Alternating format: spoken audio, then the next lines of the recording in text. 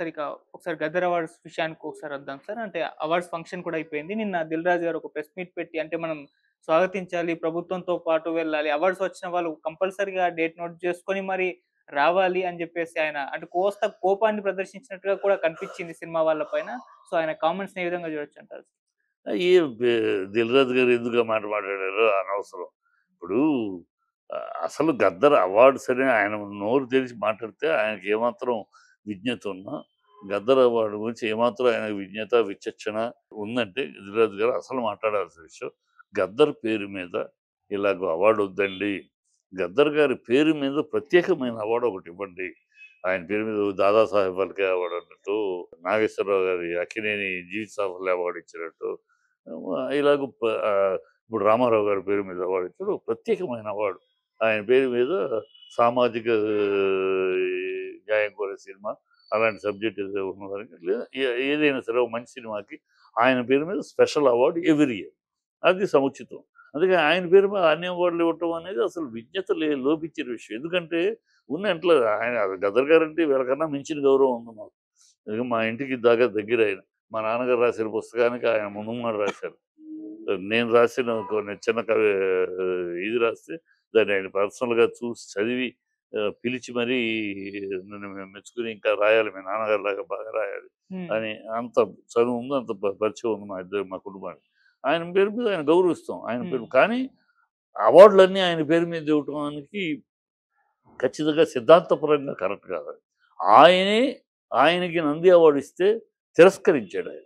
నా విధానం వేరు, నా సిద్ధాంతం వేరు, ఈ రాష్ట్ర విధానం వేరు. నేను తీసుకోను. నాకు వ్యతిరేకమైన సిద్ధాంతంతో నడిచే ప్రభుత్వం నేను తీసుకోను అన్నాడు. ఎందుకు ఆయన బ్యాలెట్ కాదు బుల్లెట్ తోటి రాజ్యం అనేవాడు. ఆయన ప్రజాస్వామ్యం నమ్మల. బుల్లెట్ తోటి రాజ్యం అన్నాడాయన. అలాగే మావోయిస్టులు సమర్థించాడు, నక్సలైట్‌ని సమర్థించాడు. ఆయన నేపథ్యం అది. హ్మ్. అలా బతికాడు. ఆయన సిద్ధాంతానికి కట్టుబడి ఆయన బతికాడు. Hats off. అది ఆయన సిద్ధాంతం అది. దానికి ఇలా కట్టుబడి ఉన్నాడు. అందుకని అవార్డ్ కూడా తీసుకోలా. ఆయన బతికుంటే ఖచ్చితంగా నా పేరు మీద ఇలా అన్ని అవార్డులు ఇవ్వటానికి ఎందుకంటే ఆయన పేరు మీద రేపు ఒక బెస్ట్ కమర్షియల్ పిక్చర్ అవార్డ్ ఉంది. ఇస్తారా? కమర్షియల్ పీరియడ్ అంటే 'ఊ అంటావు ఊ అంటావు' లాంటి పాటలు కూడా ఉంటాయి. ఆయన పేరు మీద అలాంటి పాటలున్న సినిమాకి ఇస్తారా? ఇవ్వగలరా?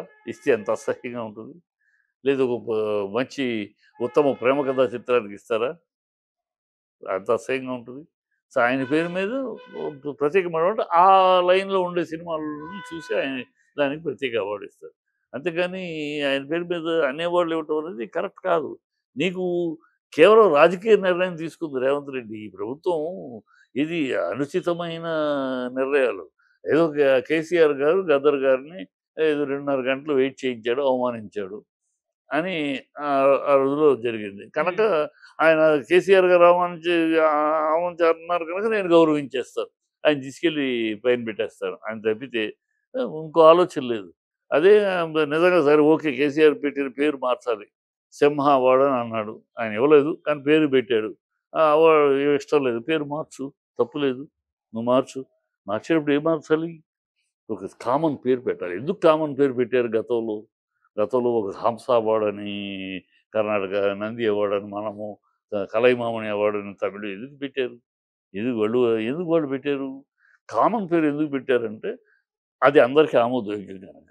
అదే ఒక వ్యక్తి పేరు మీద అన్ని అవార్డులు ఇస్తే అందరూ దాన్ని అంగీకరించి ఆయన సిద్ధాంతాన్ని అంగీకరించే ఇది ఉండరు. అందుకని రఘుపతి వెంకయ్య గారు పేరు మీద అవార్డ్ ఇచ్చారు. దాదాసాహెబ్ ఫాల్కే పేరు మీద ఒక అవార్డ్ ఇచ్చారు. హ్మ్.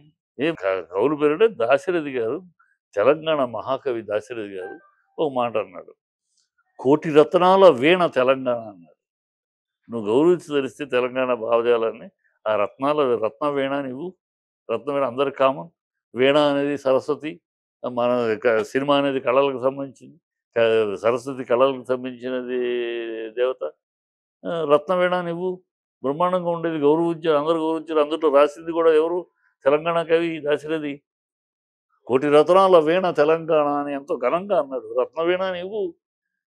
సముచితమైన ఇదిగా ఉండేది. అది వీళ్ళకి విజ్ఞత లేదు, వికాసం లేదు. వి వి ఎలాంటి ఒక ఆలోచన పరిధి ఆహ్, గు గు గుడి గుడికొచ్చి గుళ్ళో రగల ఇక్కడిక్కడే ఈ రాజకీయాల్లో ఈ రాజకీయ నిర్ణయం తప్పితే అది సముచితమైనది కాదు, ఔచిత్యము లేదు, హ్మ్. బుద్ధిహీనమైన దాని గురించి మాట్లాడాలి. దాని గురించి నోరిప్పే ధైర్యం లేదు వీళ్ళకి. అది కాదండి మీరు గద్దర్ పేరు మీద ప్రత్యేక అవార్డ్ ఇవ్వండి. దాని గురించి అన్ని అవార్డులు ఆయన పేరు మీద కాదు, కామన్ పేరు చూద్దామండి అని నోరెత్తి మాట్లాడే పదవిలో ఇచ్చి కూర్చోబెట్టారు. పదవిలో ఇచ్చి కూర్చోబెట్టగానే మన ప్లాస్టర్‌లు ఏసేసుకుంటాం నోటికి. ఎవరు అధికారంలో ఉంటే వాళ్ళకి ఇది తాళం వేయటం తప్పితే మనకు వేరే బతుకు లేదు. అంతే తప్పితే మాట్లాడాలంటే మాట్లాడాలి. ఒక ఇండస్ట్రీ తరపున సముచితమైన ఇది ఎవరి ఒకళ్ళ కోసం కాదు కదా! ఇండస్ట్రీలో ఇవాళ వాళ్ళు మీరుంటారు, రేపు ఇంకోళ్ళుంటారు. అవును. ఇండస్ట్రీ పర్మనెంట్‌గా ఉండేది. ఓకే. పర్మనెంట్‌గా ఉండేదాన్ని ఒక సుదీర్ఘమైన ఆలోచన చేయాలి. ముందు చూపు ఉండాలి. హ్మ్. నిన్నేంటి, ఇవాళేంటి, రేపేంటి ఉండాలి. నన్నెందుకు నంది అన్నారు. రేపు రేపు రాబోయే రోజులేంటి. సో, వరుస కామన్‌గా ఉండాలి. హ్మ్. కామన్‌గా ఉండే మళ్ళీ ఏసేసి మళ్ళీ దాన్ని సరిదిద్దుకోవటం కోసం ఆయన గద్దర్ ఫోటో ఎయల. ఎందుకు గద్దర్ ఫోటో పెట్టట్లా? గద్దర్ ఫోటో పెడితే రెడ్ కండువా, ఎర్ర కండువా ఆయన సింబల్ ఓకే. అదెయ్యాలి. అదేస్తే మరి కమ్యూనిస్ట్ అవార్డ్ అవుద్ది. అందుకని మళ్ళీ ఆయన ఫోటో ఎయలేదు. హ్మ్. ఇయన్నీ అవకతవకలు. ఆయన పేరు మీద ఇస్తున్నాడు మరి ఆయన ఫోటో పెట్టాలి కదా! పెట్టాలి సార్. పెట్టాలి కదా! హ్మ్. ఎందుకు పెట్టలా? మళ్ళీ ఈ జనాలు తంతారు. అవును. కమ్యూనిస్ట్ అవార్డులు ఇస్తారా మాకు? ఆయన ఫోటో మరి కండువా లేకుండా ఇస్తే బాగోదు కదా! కండువా ఎయ్యాలిగా ఇస్తాక. ఆ కండువాతోటి ఎర్ర కండువా ఉన్నది ఆయన సింబల్ అది. అవును. అదెయ్యాలి. అది ఏస్తే జనాలు తంతారు. అంటే మాకు మీ కమ్యూనిజం మా మీద రుద్దుతారా అంటారు. అందుకని ఆయన ఫోటో ఇయకుండా ఏంటి ఎక్కడ ఒక విజ్ఞత, విశ్లేషణ, ఒక వివేకం, ఔచిత్యం ఏమీ లేదు. ఏదో గాలితనంగా చేసేశారు. మళ్ళీ దానికి అందరూ రావాలి, ఇద్దరు రావాలి ఎందుకొస్తారు? అందరూ రావాలంటే మీరేదో సినిమా ఫీల్డ్‌కి చేయాల్సిన తప్పులన్నీ చేసేసి ఇవాళ మేము ఎప్పుడు సహకరిస్తామనంటే సరిపోద్దా? చేయాల్సిన తప్పులని కన్వెన్షన్ కూల్చేసేసి, మీరిచ్చిన పర్మిషనే మీరు కూల్చేసేసి, సమంతని మా హీరోయిన్ అడ్డదిడ్డంగా మాట్లాడేసేసి, అవార్డిస్తే పుష్పకి అవార్డిస్తే నోటికొచ్చినట్టు సీతక్క మాట్లాడేసి, అన్నీ మాట్లాడేసి ఇవాళ మీరే మళ్ళీ పుష్పకి అవార్డిస్తారు. మీ నోరే మళ్ళీ ఏం మాట్లాడుద్ది ఇవాళ మరి సీతక్క ఏం మాట్లాడింది మాట్లాడగలదు ఇవాళ? ఈ ప్రభుత్వం ఏం సమాధానం చెబుతుంది? ఇష్టం వచ్చినట్టు మాట్లాడారు కదా! హ్మ్.